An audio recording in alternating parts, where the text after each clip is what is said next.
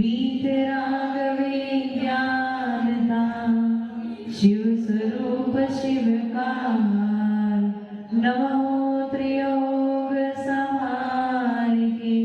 जोड़ मंच परमेश्वर भगवान की, देवादिदेवादिनाथ भगवान की, अंतिम शासनपति महावीर स्वामी भगवान की, परम पूज्य गुरुदेव श्री आदि सागर महावीर जी विमल सागर सन्मति सागर जी महाराज की, परम पूज्य गुरुदेव श्री सुंदर सागर जी महाराज की, द्वादशाम जनवाणी माता की। कल पहला छंद हो गया था, जे त्रिभुवन में जीव अनंत सुख चाहे दुख ते भयवन ताते दुखारी सुखकार कहे सीख गुरु करुणाधार। इस छंद का मतलब कोई एक जन बताए, कौन बताएगा? बहुत ही आसान है, शब्द तो बहुत ही आसान है, आप बताओ। माइक माइक भी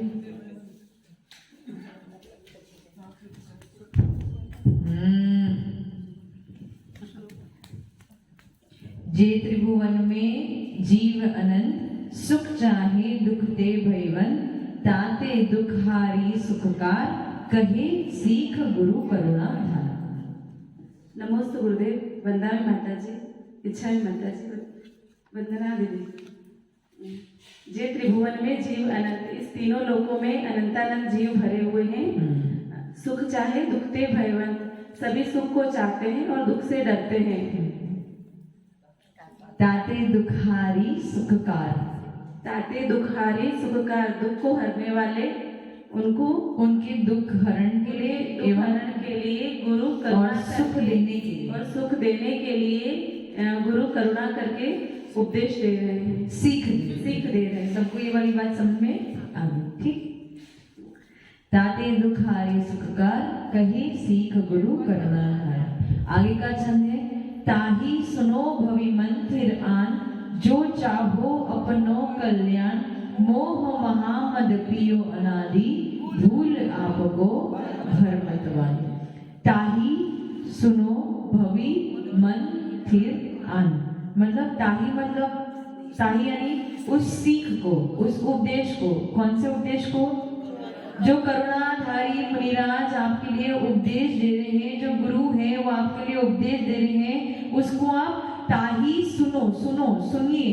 ताही सुनो भवि मन थिर आन यानी अपने मन को स्थिर करके। और बीच में एक शब्द है भवि यानी भव्य जीव। यहाँ पे भव्य जीव का अर्थ क्या होता है?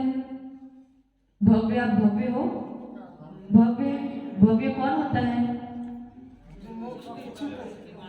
इच्छुक वाले भव्य होते हैं यार, जो मोक्ष जाने की पात्रता रखते हैं, जो कभी ना कभी संसार को छोड़ के मोक्ष में गमन करेंगे, उन्हें भव्य जीव कहते हैं। उसका मतलब ऐसे भी जीव होते हैं जो अभव्य होते हैं। अभव्य और भव्य, ये जो दो भेद है, ये किसी कर्म के कारण। कोई जीव अनंत काल से, जब से वो जीव है तब से वो भव्य है, और कोई जीव अनंत काल से, जब से वो जीव है तब से वो अभव्य। अब जो अभव्य है वो ऐसा सोचे कि मैं भगवान की भक्ति करके अपने आप को भव्य बना दूं, ऐसा हो सकता है क्या? ऐसा हो सकता है? वकील साहब, कोई अभव्य जीव है, वो सोचे भगवान की भक्ति में बहुत शक्ति होती है, साधुओं की भक्ति में बहुत शक्ति है, उनको आहार दान देके, उनकी आराधना करके, पूजा सेवा अर्चना करके मैं अपने आप को अभव्य से भव्य बना दूं, ऐसा हो सकता है क्या? सुनील जी हाँ कह रहे हैं। आप भव्य हो अभव्य हो? भाव नहीं, भव्य हो या अभव्य हो? भव्य हो पक्का? कैसे पता चला? पूजा पाठ करने से कोई भव्य, उपदेश सुनने मात्र से कोई भव्य। समोषण में एक प्रमाण ऐसा भी कहता है कि समोषण में अभव्य मिथ्यादृष्टि जीव भी जा सकते हैं। इसलिए ऐसा मत सोचो कि उपदेश लिया तो हम भव्य हैं, मंदिर के दर्शन कर लिए तो हमने भव्य हैं, भगवान की आरती उतार रहे हैं, आराधना कर रहे हैं, पूजा कर रहे तो हम भव्य हैं, साधु को आहार दान दे रहे तो हम भव्य। ऐसा जरूरी नहीं है। हो सकता है हम अभव्य भी हो।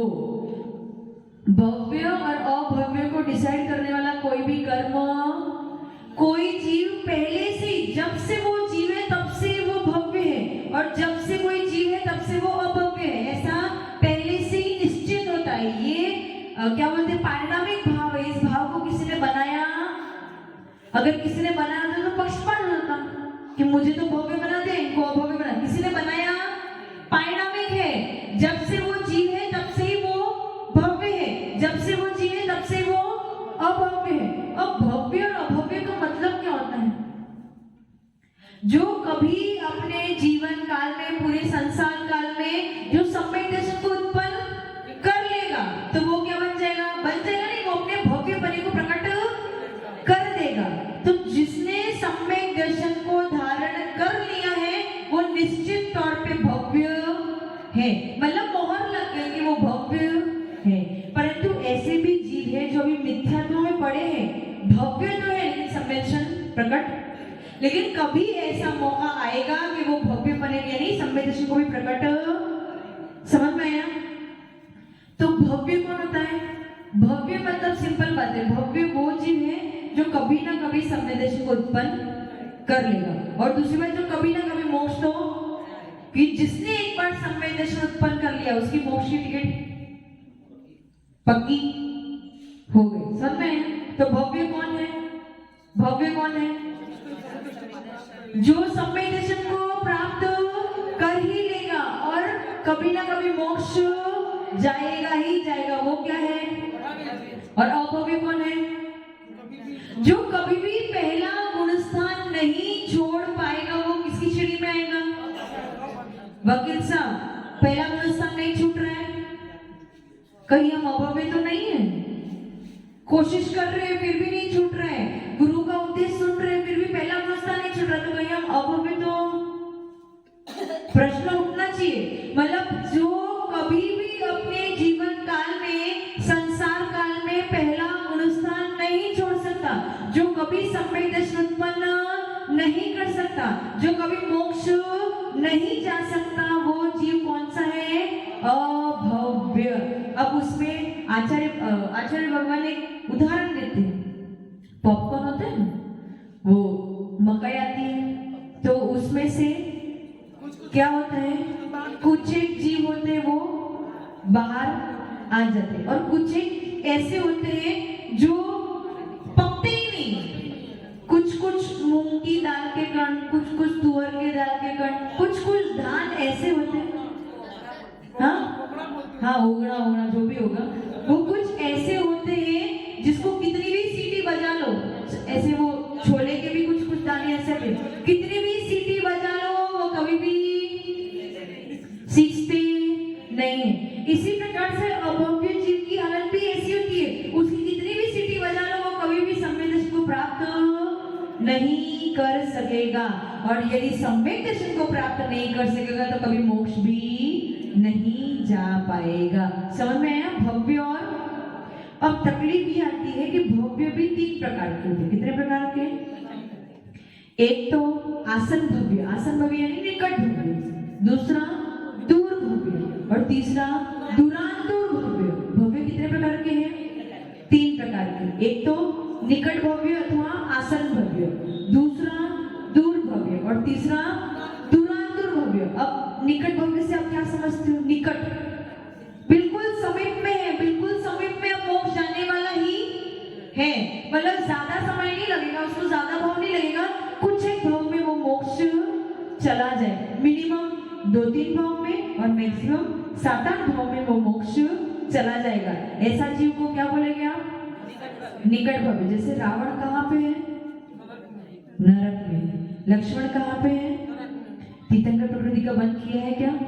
अभी नहीं किया है, परंतु आगे जाके तीर्थंकर और कुछ एक भाव में ही उनका फाइनली वो मोक्ष जाने वाले, तो वो कौन से भव्य कहलाएंगे? निकट भव्य कहलाएंगे। आपको कितना समय लगेगा पंकज जी मोक्ष जाने में? दूर से भी दूर, अति दूर, ये फाइनल है, इतना याद रखना। आचार्य भगवान भगवती आराधना में कहते हैं कि जो जीव इस भव में भी, वकील साहब सुनना, जो जीव इस भव में भी मुनि दीक्षा को ग्रहण करता है, दीक्षा लेने के बाद जगन्य अथवा मध्यम समाधि, उत्कृष्ट समाधि की बात नहीं करे, उत्कृष्ट समाधि चलो जाने दो कि अपन पंचम काल है, इतना अपन में इतनी सामर्थ्य नहीं है, जगन्य अथवा मध्यम समाधि भी कर लेता है तो निश्चित तौर पे 7-8 भव में वो मोक्ष। तो पंकज जी क्या बनना है, निकट भव्य बनना है या दूर भव्य बनना है? तो क्या बनना है, उसके लिए कुछ करना पड़ेगा ना, पर मेहनत करनी पड़ेगी, बिना पुरुषार्थ के निकट भव्य नहीं बन पाओगे। तो ये 3 प्रकार के भव्य जीव होते, निकट अथवा आसन भव्य, जो 7-8 मैक्सिमम 7-8 भव में मोक्ष चले जाएंगे। दूसरे होते दूर भव्य, दूर भव्य यानी 7-8 भव से भी अधिक लग जाएगा उनको मोक्ष जाने में, मैक्सिमम अर्ध पुद्गल परिवर्तन काल में यानी अनंत काल में मोक्ष तो चले ही जाएंगे। और तीसरे जीव है दुरान, क्या कौन से भव्य हो आप लोग?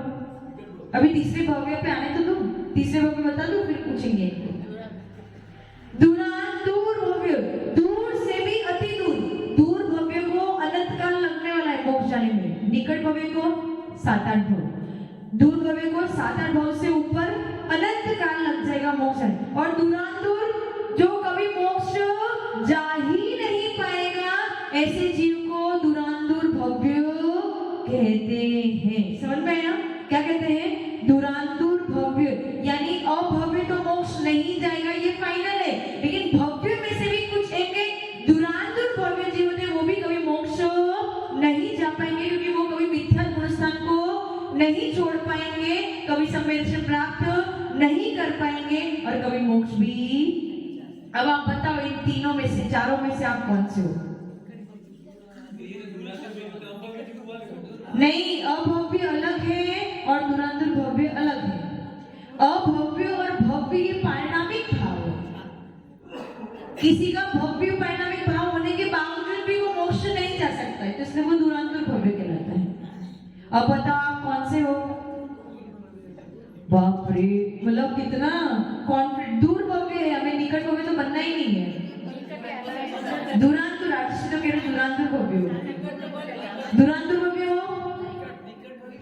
एटलीस्ट ये पक्का करने के लिए कि हाँ हम अभव्य तो नहीं है, दुरांदूर भव्य नहीं है, आपको ये भाव मिला है, जैन धर्म मिला है, गुरुओं की सीख मिल रही है, अरिहंतों का शरण मिल रहा है, सिद्धों का शरण मिल रहा है, पंचपरमेशी का समागम मिल रहा है, इतना शास्त्र अध्ययन करने का मौका मिल रहा है, तो एटलीस्ट इस भाव में एक बार कुछ एक क्षण के लिए भी, अंतर मुहूर्त के लिए भी एक बार अगर आपने सम्यक दर्शन उत्पन्न कर लिया तो ये फिक्स हो गया कि आप दूर भव्य की श्रेणी में तो आ ही जाओगे, अभव्य अथवा दुरांदूर भव्य तो नहीं कहलाओगे। समझ में आया? उसमें आचार्य भगवान एक बहुत ही अच्छा उदाहरण देते स्त्रियों का। क्या उदाहरण देते हैं कि जो स्त्री जिसकी अभी अभी विवाह हुआ है तो वो पुत्र उत्पन्न करने के लिए बिल्कुल निकटवर्ती है, उसके पास सारे निमित्त है कि नहीं, अभी विवाह भी हुआ है और उसका गर्भ भी सही है, तो वो बिल्कुल निकटवर्ती पुत्र को जन्म देगी। तो वो कैसी है? निकट भव्य जैसी। कैसी है? निकट भव्य जैसी।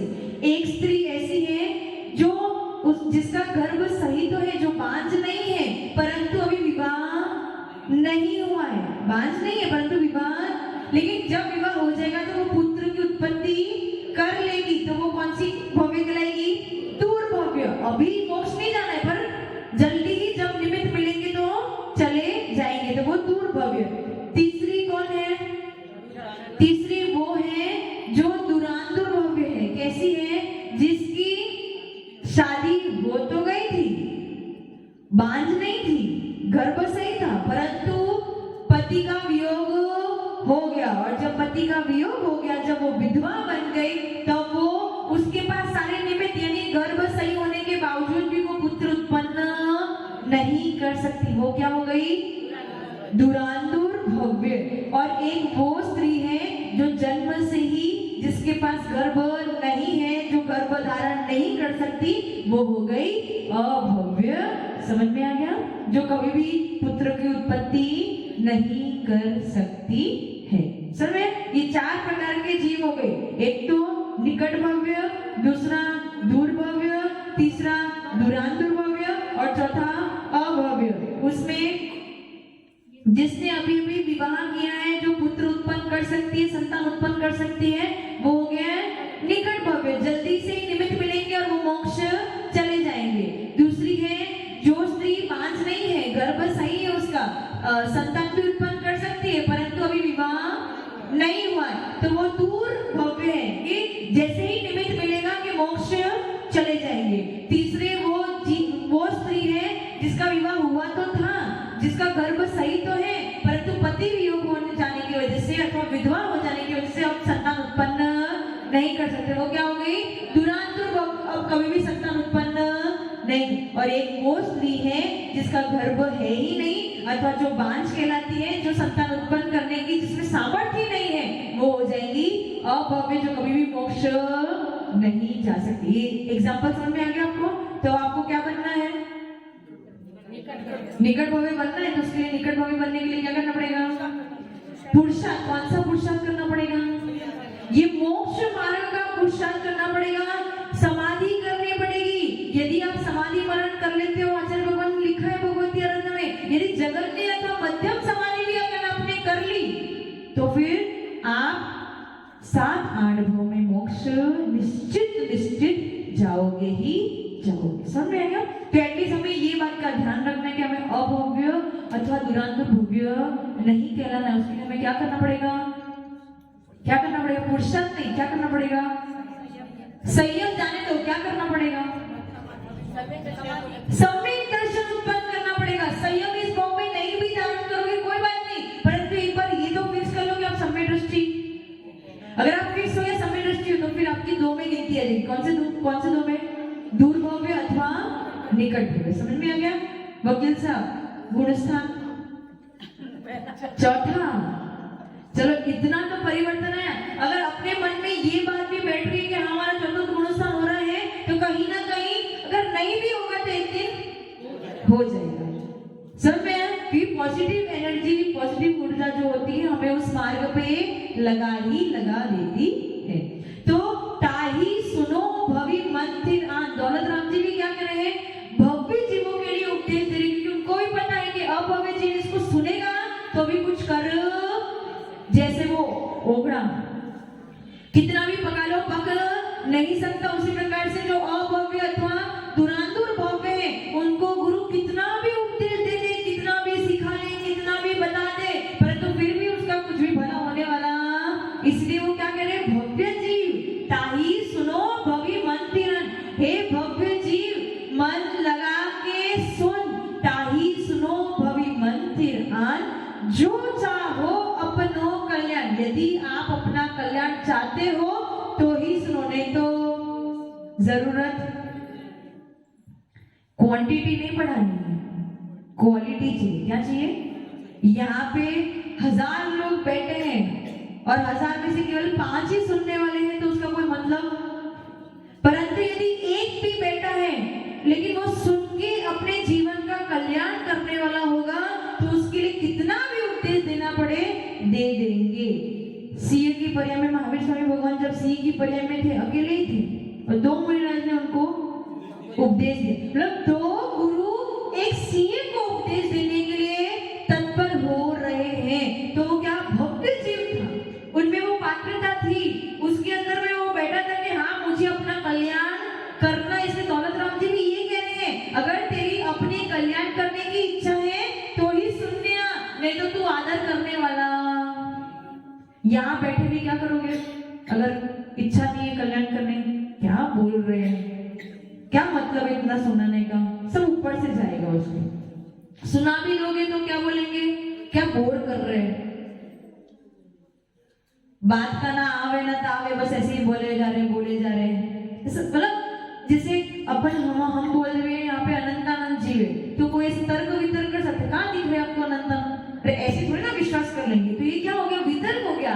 आपको अपने भगवान पे श्रद्धा ही नहीं, सर्वज्ञ पे श्रद्धा नहीं, केवल ज्ञानी पे श्रद्धा नहीं, तो कहीं ना कहीं अभव्यपना अपने अंदर छुपा हुआ है जो आपको श्रद्धा नहीं करने दे रहा है। इसलिए क्या करें, ताही सुनो भवि मंत्र आन, जो चाहो अपनो कल्याण। यदि आप अपना कल्याण करना चाहते हो तो ही सुनो, नहीं तो आपके लिए सब कुछ टाइम पास है, व्यर्थ है। ताही सुनो भवि मंत्र आन, जो चाहो अपनो कल्याण। मोह महामद पियो अनादि, मोह रूपी महामद, मद तो है और वो भी महा विशेषण लगाया। क्यों कि जो यहाँ की मदिरा आप पियोगे तो आपको 4-5 घंटे के लिए ही पागल बनाएगी, लेकिन जब मोह रूपी महामदिरा पियोगे तो अनंत भव आपके खराब कर देगी। यहाँ पे मोह का अर्थ क्या है, मिथ्यात्व। क्या है, मिथ्यात्व। मिथ्यात्व रूपी मोह रूपी मदिरा, महामदिरा जिसने पी है उसने अनंत काल ऐसे उस मिथ्यात्व में बिता दिए। मोह महामद पियो अनादि, अनादि काल से आप मोह रूपी मदिरा को पी रहे हो, क्योंकि आपको कभी भी सच्चे देव शास्त्र गुरु का सानिध्य प्राप्त, और इस भाव में प्राप्त हो भी गया तो भी आपकी मदिरा छूट, कौन सी मदिरा नहीं छूट रही है, मिथ्यात्व रूपी मदिरा अभी भी छूट नहीं रही है। समझ रहे हैं? अब आपके सामने में कितने लोग हैं,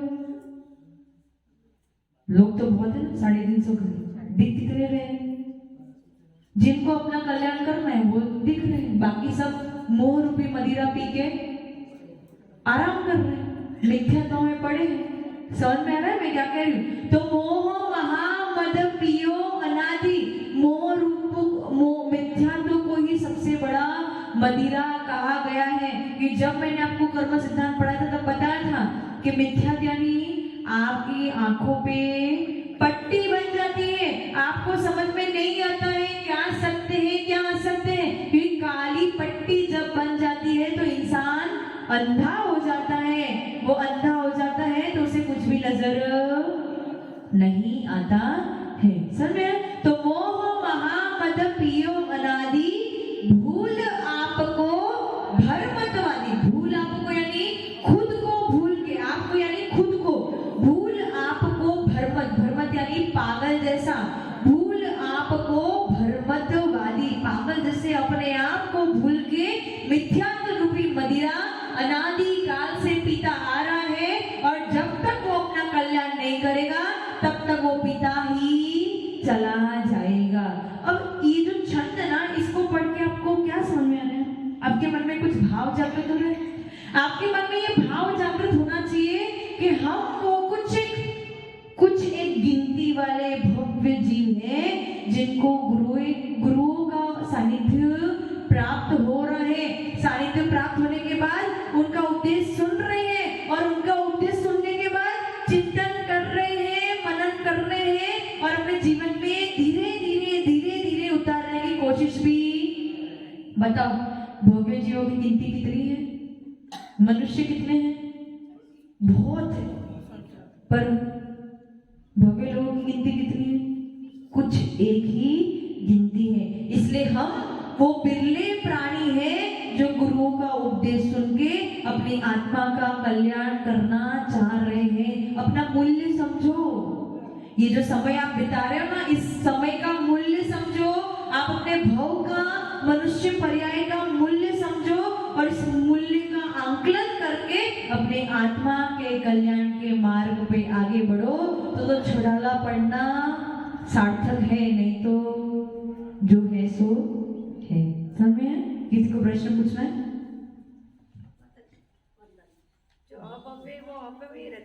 अब ये पारिणामिक भाव है, जो अभव्य है वो अभव्य ही रहेगा, जो भव्य है वो भव्य ही रहेगा, इसको कोई भी परिवर्तन नहीं, क्योंकि ये कोई कर्म के अधीन नहीं है, ये भाव कर्माधीन नहीं है, अनादि काल से डिसाइडेड ही है, फिक्स ही है। ये भव्य है तो ये भव्य ही है, ये अभव्य है तो ये अभव्य है। अगर अभव्य भगवान का अभिषेक भी कर ले, पूजा भी कर ले, गुरु का उपदेश भी सुन ले, तो भी वो कभी भव्य, क्योंकि उसकी पात्रता ही नहीं, उसकी अंतरंग